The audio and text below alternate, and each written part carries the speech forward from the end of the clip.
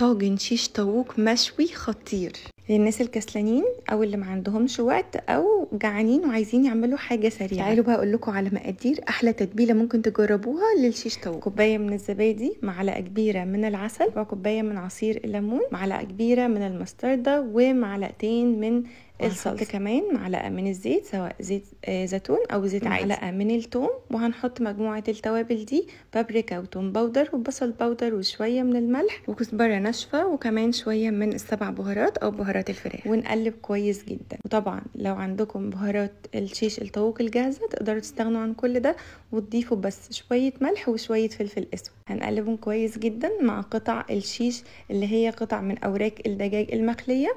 طبعا تقدروا تستخدموا في الوصفة دي صدور عادي جدا، هتبقى حلوة برضو معاكم، لكن الافضل هي الوراك، بتبقى كده جوسي وخطيرة. هنحطها عندنا هنا كده في الصينية بتاعتنا. هنحط عندنا هنا كمان بقى الخضار، بصل مقطعينه بالشكل ده، وكمان فلفل الوان. واخر حاجة على الوش كده وحدات من الطماطم، نغطيها كويس جدا بورق الفويل وندخلها الفرن يكون ساخن مسبقا على درجة حرارة 200. نشغل الشواية، الوش كده ياخد معانا لون ويتحمر، ونجيب الفحماية بعد ما نولعها نحط عليها شوية من الزيت ونقفل كويس جدا عشان تاخدوا طعم وريحة الشيش المشوي.